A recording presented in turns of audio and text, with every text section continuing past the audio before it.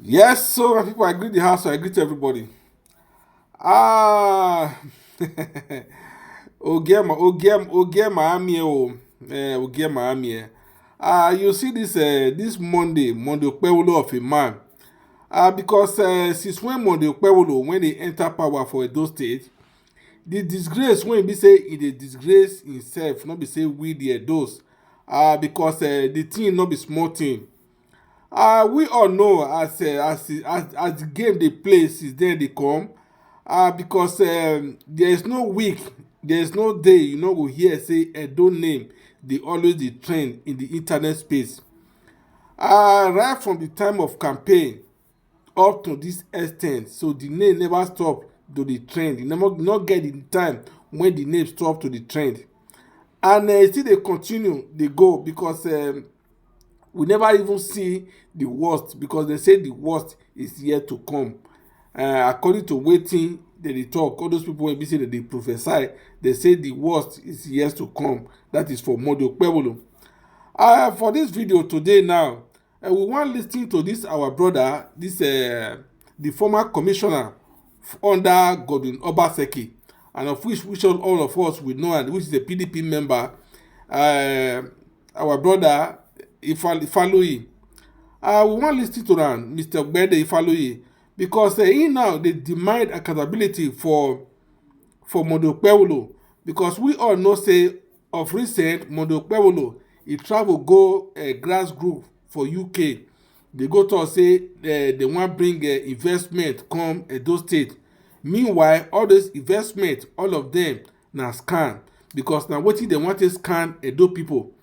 Instead of them for them to talk say yes, the governor e go for vacant, or maybe e go for holiday for Glasgow, but they dey use one con system con talk say the governor e go make meeting how e wan take bring investment come Edo State.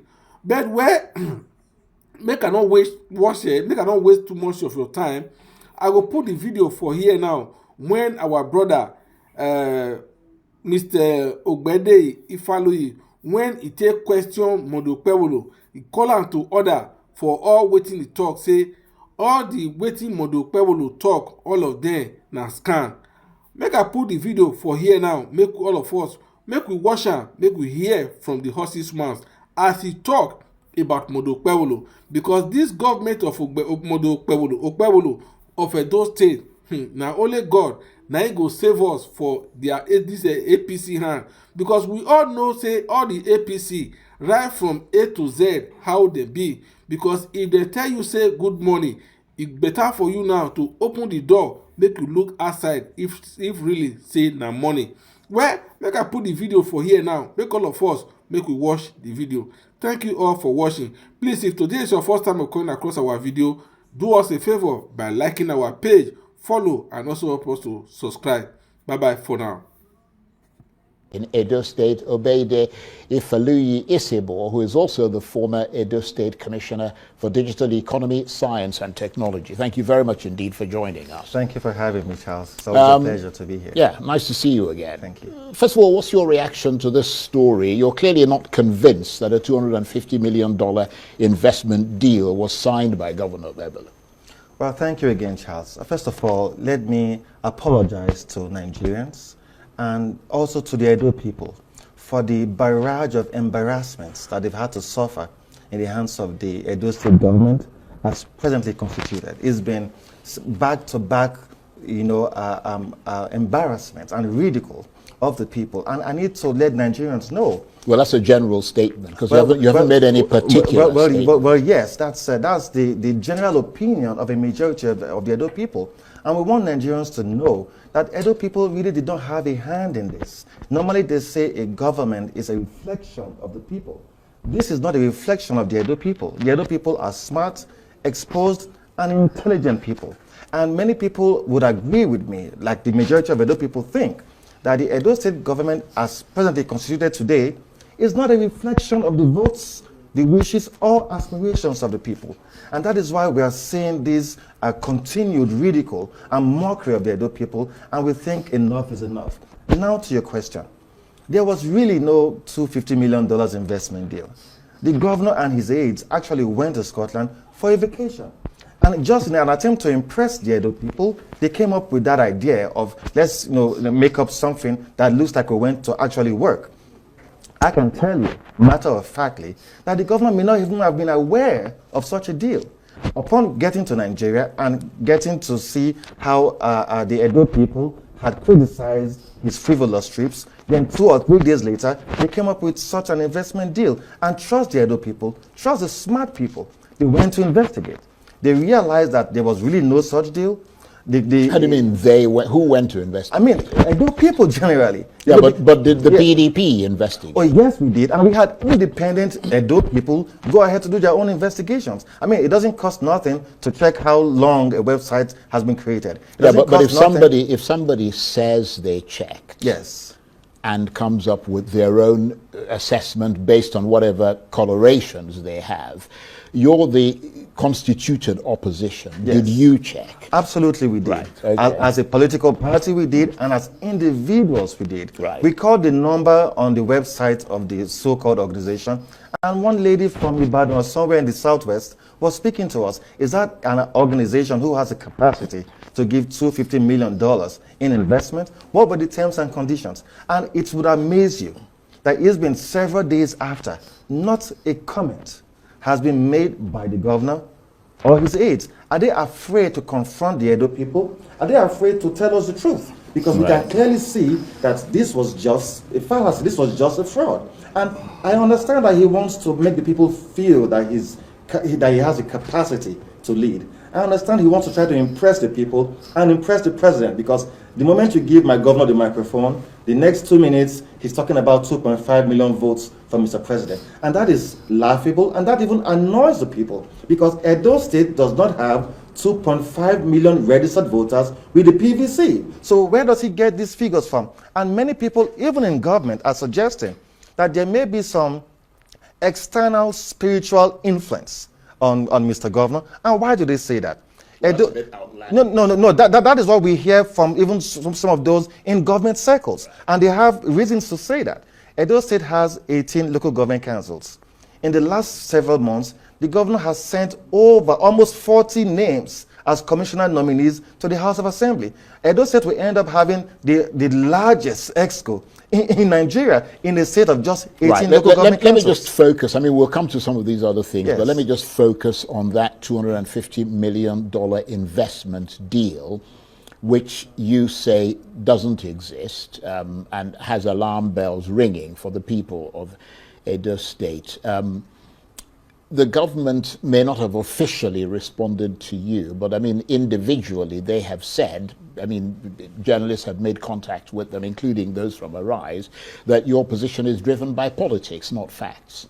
Well, if the opposition is driven by politics, not facts, then show us the facts.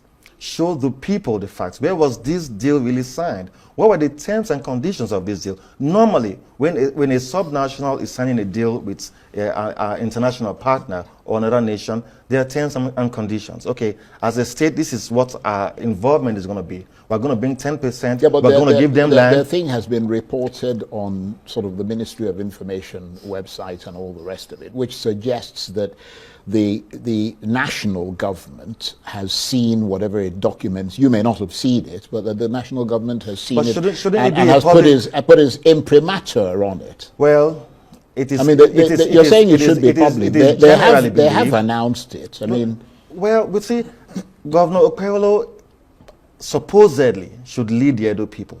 And if the Edo people are seeking for information, we have the rights, we have the imprimatur to have those information. So if the people are bereft of what government is talking about, then from whence comes these figures and these assertions that they're making? Right. Not a single aide of the governor or even the commissioner for information has come to address the Edo people on this burning issue. yeah, but what is it? I mean, let's concentrate on what you found out, because it is on the basis of what you found out that you're making these allegations. Very well. What is it that you found out about Euro-Africa CCI's capacity and track record that may be causing concern for you? Because I know the PDP has mentioned some of these things in the sort of the public arena. Well, shockingly, what has amazed most people is the fraud behind the Euro-Africa The CCI. alleged fraud. Well, that is, we believe very strongly that it was all fraud, because one, the email of such an organization, bounces back mails that are sent to it. Until 2 days ago, there was no real contact. And that's supposed to be an organization that has is the capacity to invest $250 million, right? Are you sure you got the details right? Yes, we did. And also an independent journalist also made these clarifications too, not just us as a party. Right. And if the phone number on your official website, in fact, that website has crashed as of today because it no longer exists, because they saw that the people were prying on what they were doing, and they knew that they had committed a blunder. It has been a catastrophe.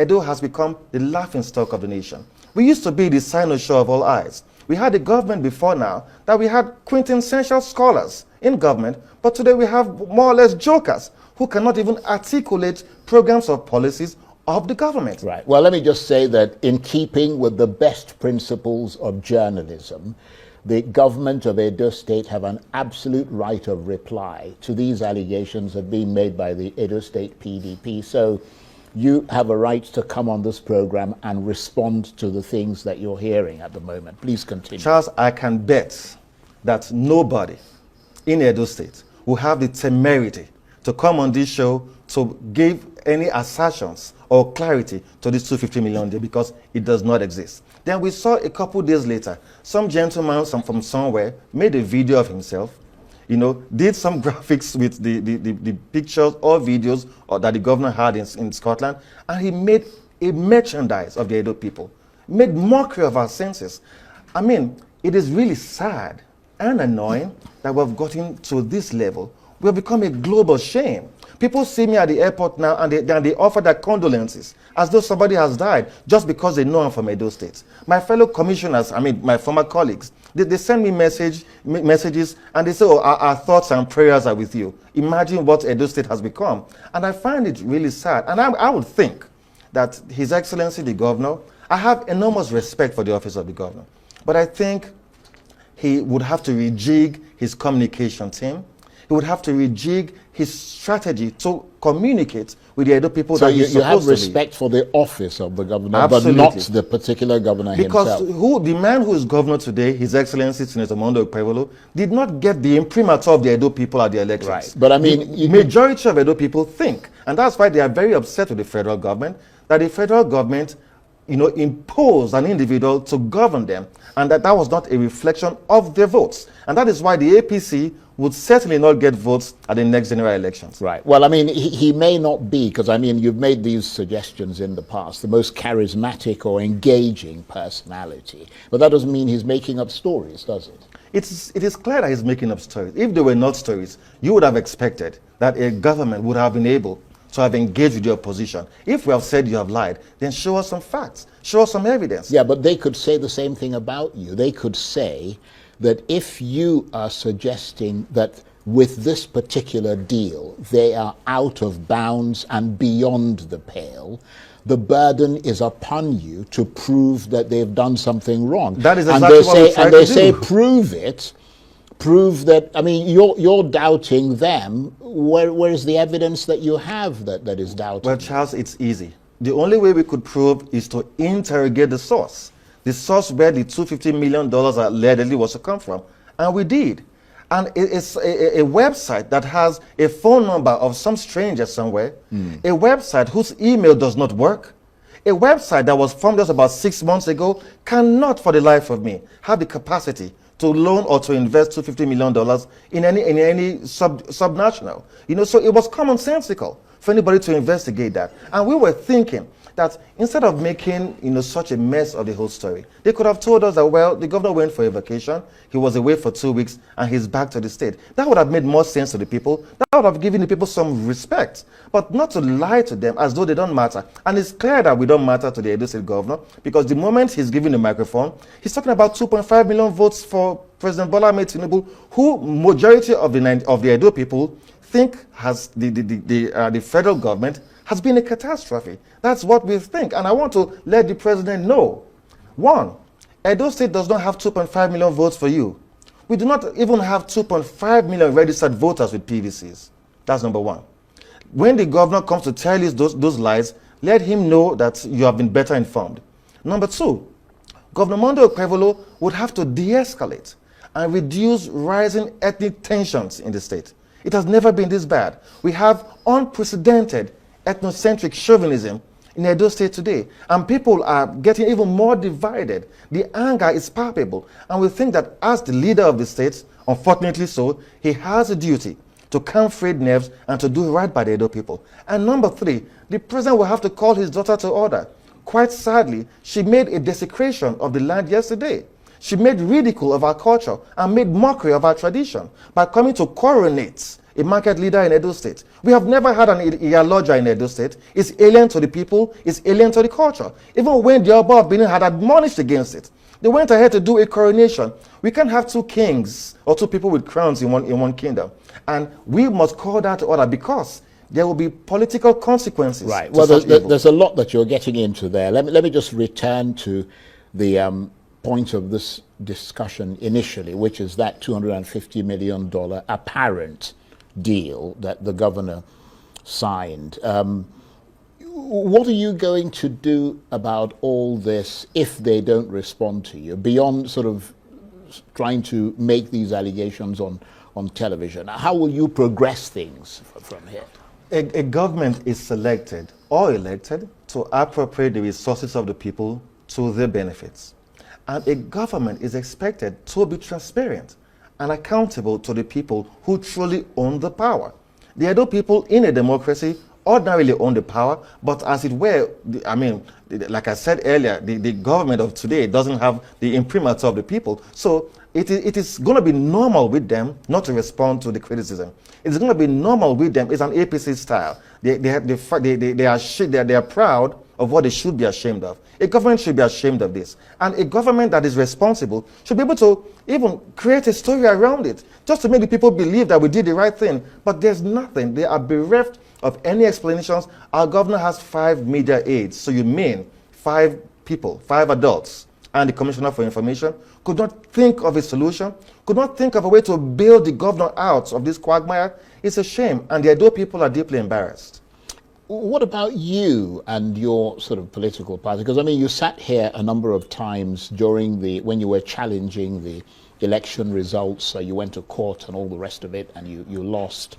Have you now recovered from the hangover of that defeat of the PDP's electoral challenge in the courts? Well, the PDP was really not defeated.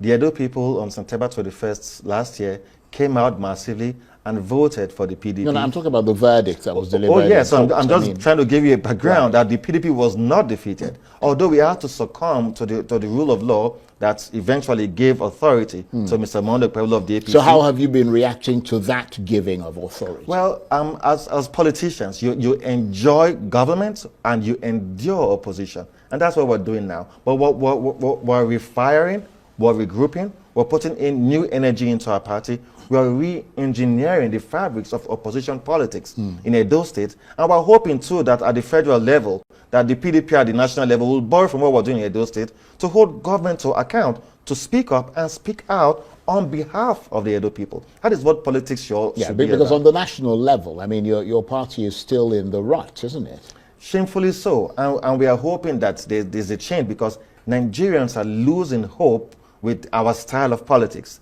Nigerians are losing hope with the inability of the party at the national level to hold government to account. And I think there's a sense in which we would have to rearrange how we communicate to the Nigerian people because the APC has failed on all fronts. So it is easy for us to put them on their toes and to show that we are a viable opposition to the Nigerian people. And I'm happy that other political parties are doing the bits. The ADC and the Labour Party, sadly, many of them do not appear to understand what's going on. But, Mr. Charles, there is no government that has been able to get away with what the Tinubu government has been able to get away with. We are seeing unprecedented hunger in Nigeria. There's an increase in infant mortality, increase in maternal mortality, a decrease in the gross happiness index of Nigerians. And shamefully, in less than, just before they were 2 years in office, they were campaigning for 2027. Have Nigerians become a defeated people? Have we now become a conquered people? where those that were selected or elected to lead do not see the people as the owners of the power? Have we now become so useless to these guys in government? And that is why I think the opposition party should do their job. And you see, Nigerians now are rising to the occasion. They're not waiting for opposition parties any longer. They're speaking for themselves, and they're speaking out and speaking loud. Right. And it is clear that this administration will clearly be a one-term administration. Well, I mean, looking at your disgruntlement, not just with the ruling APC party, but with your own PDP at Absolutely. the national level, one might argue that it's almost like you sort of saw this well ahead of time, because you were never really a big supporter of your party on the national level. You were a supporter on the state level, but on the national level you were an obedient. Yes, I was. Are you still an obedient? Well, I think that... Or you become disobedient? Not at all. You see, for me, it wasn't about not just political party loyalty, but loyalty to your conscience. What is better for Nigeria? What is better for the people? I'm in my early 40s, and I'm approaching the half time of my life, so to say. So would you allow those who are at the departure lounges of their lives to continue to destroy the economy, destroy it for our generation and those after us? So that was why many Nigerians, even those who were political, held the view that let us have a better candidate, who they saw in Peter Obi. Perhaps in 2027, we'll see different players pop up, and then Nigerians can now decide who they think will be better at the time. But I think we deserve better as a people. We deserve better as the most populous black African nation. Sadly, we have slipped from #1 position of highest foreign direct investments in Africa to #4. Our economy has slipped from #1 to #4. People generally now make mockery of Nigeria everywhere you find yourself. But Nigerians are energetic, hardworking people. A median age of 18 years. That is a very productive population. And one would think that government will be able to put together programs, plans to be able to energize young people, make them economically useful, and make them financially sustainable. But that is not what we're doing. It's either talking about governors decamping to the APC today or senators. We are making mockery of our democracy and at the expense of the lives of Nigerians. And I think it's high time Nigerians came together as a people to demand for better from our government, to make sure that government has to do right by the people. Okay. Obede, I want to thank you very much indeed for coming in. Obede Ifaluyi Isibo.